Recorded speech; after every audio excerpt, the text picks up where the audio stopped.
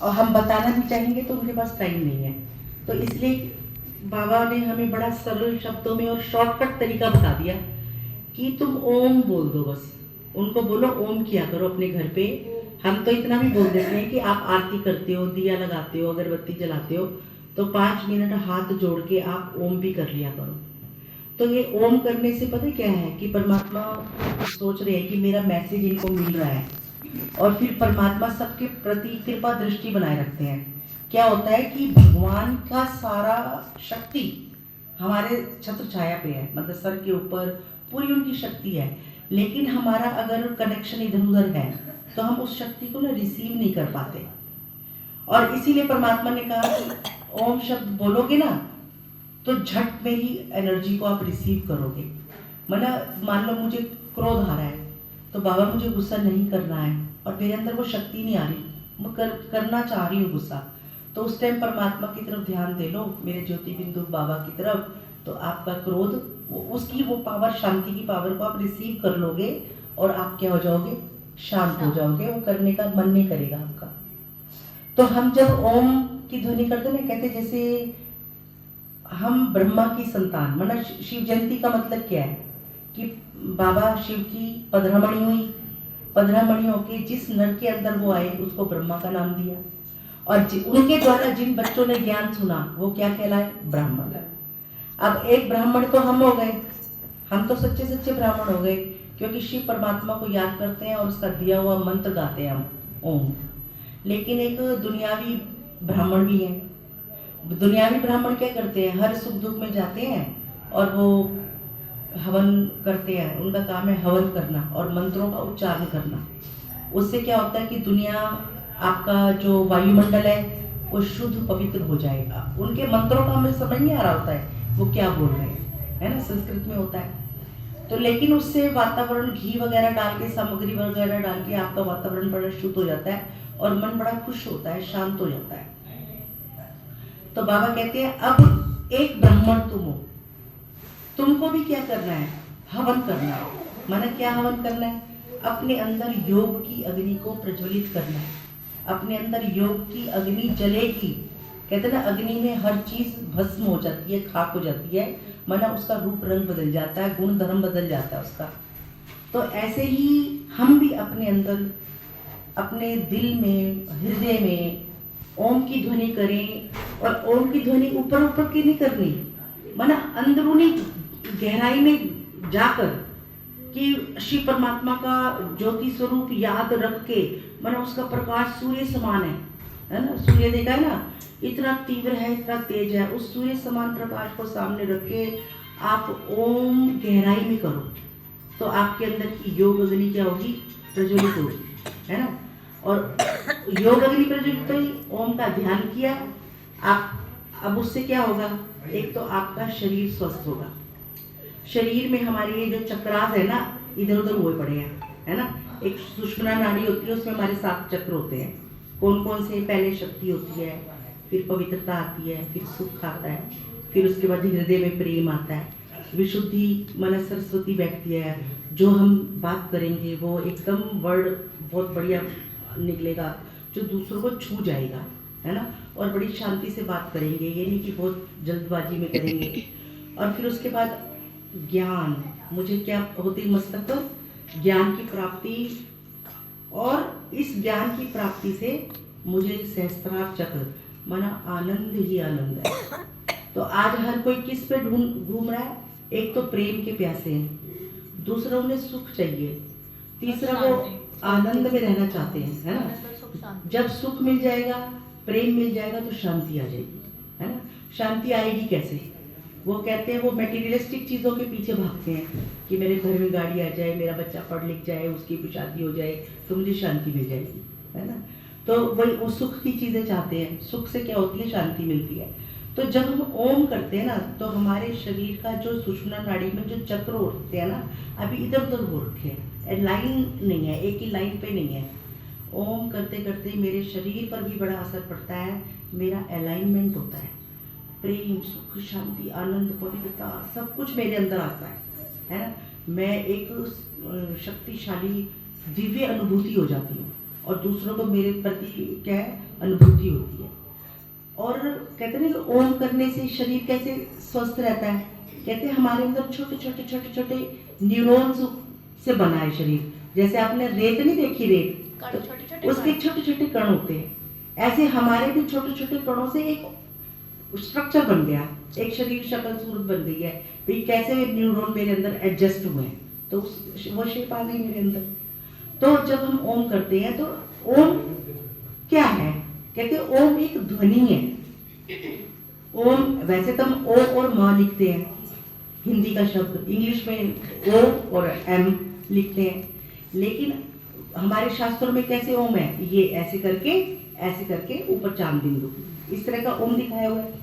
तो ये स्टार्टिंग में ही ओम चलता था। तो ओम का मतलब एक ध्वनि है, एक कंपन है, एक स्पंदन है ना। ये कंपित होती है ना, तो हमारे अंदर की सारी नस नाड़ियां जो होती हैं कंपित होती हैं, तो उनकी एक्सरसाइज भी हो जाती है। इसलिए मेरा शरीर क्या रहता है, स्वस्थ रहता है। मेरे चक्रास अच्छे हो जाते हैं तो स्वस्थ रहता है। मेरी सुषुम्ना नाड़ी में सहस्त्रार से लेके मूलाधार तक उसमें पावर आती है और फिर हम स्वस्थ रहते हैं। ये तो हो गई शरीर की बात। फिर मनसा, तो मनसा में क्या होता है, मन मेरा भटका हुआ है। ओम करने से क्या होता है, मुझ में एकाग्रता आती है ना। और बुद्धि मेरी क्या होती है, तेज होती है, इंटेलिजेंट बनते हैं उसकी वजह से बुद्धि बहुत जल्दी मतलब दिव्य बातों को भी अनुभव कर लेती है और क्या क्या होने वाला है उस हैपनिंग्स को भी समझ लेती है। तो बुद्धि में इतनी पावर है, आ जाती है, मतलब है पावर, पहले थी हमारे अंदर, लेकिन अभी दुनिया में रहते रहते कि सब खत्म हो गया है। अब बाबा हमारे अंदर दोबारा से रीजनरेट करना चाहते हैं इस चीज को, कि अपने अंदर वो पावर लाओ। सिर्फ मांगने से कुछ नहीं होगा, बाबा दे दो, बाबा सुख दे दो, बाबा शांति दे दो, बाबा हम तुम्हारे बच्चे, हमारा ध्यान रखना, ये वो। बाबा ने कहा मैंने तो तुम्हें मंत्र दे दिया, आप उस मंत्र को सिद्ध करो ना। सिद्ध करके अपने अंदर ये चीजें खुद कर सकते हो। कब तक हम दूसरों के आगे मांगते रहेंगे, भिखारी बने रहेंगे, है ना। इतना खजाना बाबा दे रहे हैं आपको। ओम करो, ओम का अर्थ जान लो कि मेरा शरीर भी स्वस्थ होता है, मेरा मन बुद्धि भी तेज होता है, मेरे संस्कार भी अच्छे बन जाते हैं, मेरे अंदर दिव्य गुणों की अनुभूति होती है।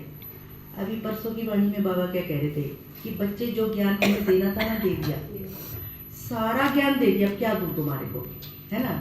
अब एक मंत्र ओम दे दिया तुम्हारे को। जाते हो ना किसी गुरु वगैरह करते हो तो कान में मंत्र फूकता है कि ये जपना, किसी को बताना मत, होते हैं क्या ही मंत्र है। तो फिर उस मंत्र को वो करते करते कई तो हमारे रातों को जाग के, जैसे शिवरात्रि की कल जागरण कर रहे थे, तो ये मंत्रों को क्या कर देते हैं, सिद्ध कर देते हैं। सिद्ध करने से सिद्धियां मिलती हैं, सिद्धियां मिलने से आप जो चाहेंगे वो काम होने शुरू हो जाते हैं, है ना। उससे बढ़कर हमें सिर्फ ओम करना है।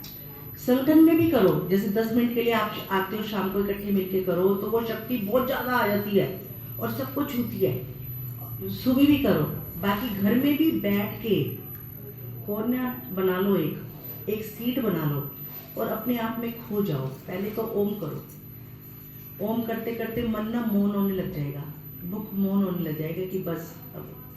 फिर उसके बाद आपको अनुभूतियां होनी शुरू होती हैं।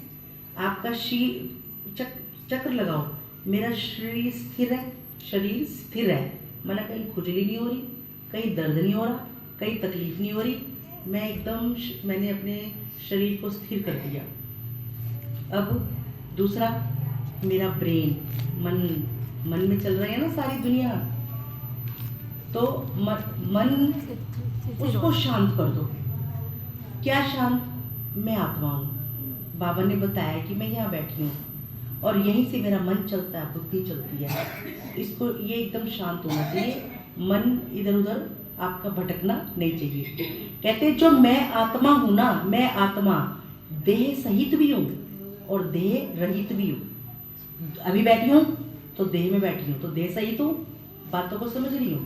उसके बाद मैं देह रहित की प्रैक्टिस करूं कि मेरी देह नहीं है, ये छूट जाएगी।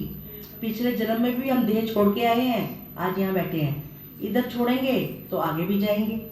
तो ये यात्रा हमारी क्या होती है, चलती रहती है। तो आत्मा मन, मैं नहीं मरती, मैं अमर हूँ, लेकिन मेरे शरीर बदलते रहते हैं, मेरे जन्म बदलते रहते हैं, जन्मों के हिसाब से मेरी रिश्तेदारी बदलती रहती है, जन्मों के हिसाब से मेरा दिमाग, मेरा मतलब पढ़ाई लिखाई ये बदलते हैं, लेकिन मैं वही हूँ। तो अपने मैं वही हूँ, मैं हूँ, बैठो, सिर्फ ओम ओम कर लिया, ठीक है, उसके बाद पूछो कि मैं कौन हूँ, अपने से क्वेश्चन करो। मैं अपने को तो जान नहीं रही ना।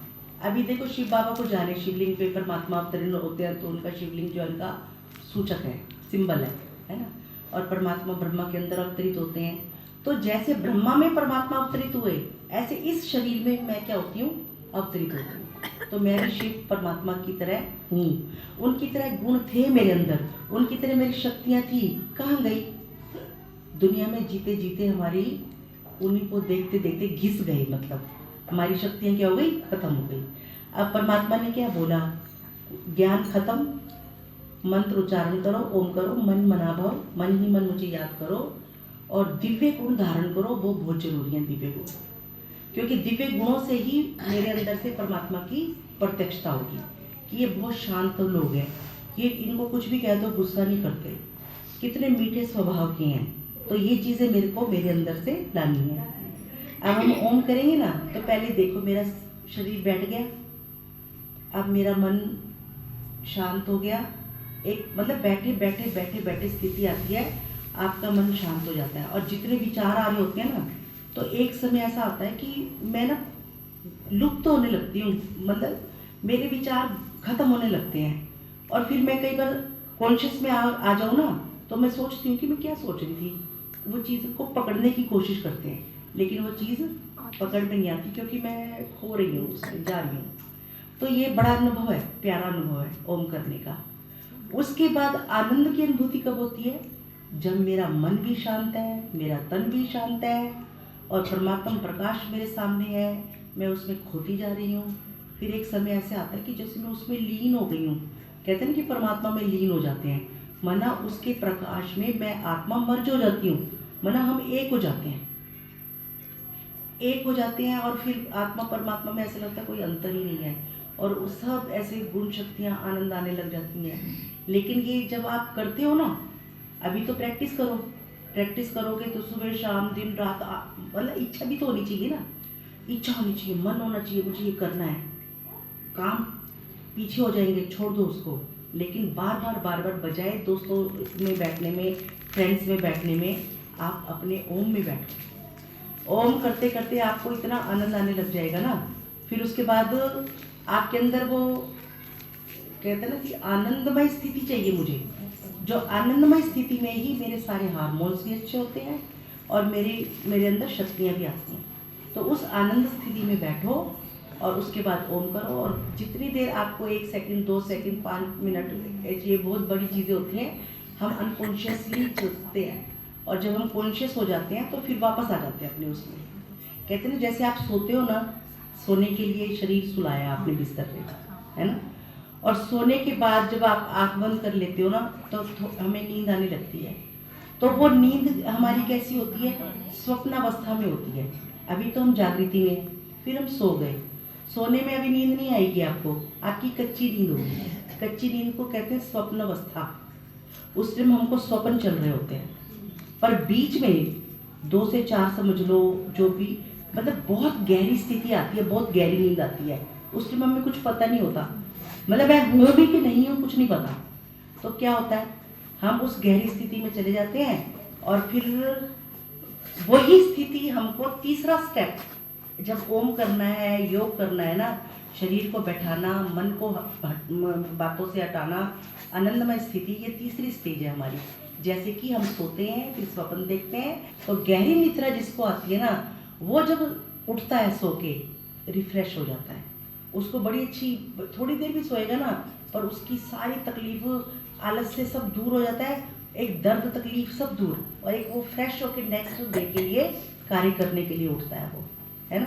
तो हमारी भी योग में ऐसी ही स्थिति होनी चाहिए। कहते हैं ना, जब हम गहरी स्थिति में 2 घंटा सोए, उसके बाद फिर हमारी कच्ची नींद होती है, मतलब स्वप्न आते हैं, और वो स्वप्न क्या होते हैं, हमको याद रहते हैं, और उधर के ऊपर के स्वप्न याद नहीं रहेंगे, सुबह के याद रहते हैं, क्योंकि उस टाइम हमारी नींद खुलने वाली होती है, कच्ची होती है। फिर उसके बाद हम कॉन्शियस में आ जाते हैं, हमारी नींद खुल जाती है ना। तो ये इसको इससे मैच करो कि मैं जैसे सोती हूँ, सुषुप्ति, स्वप्न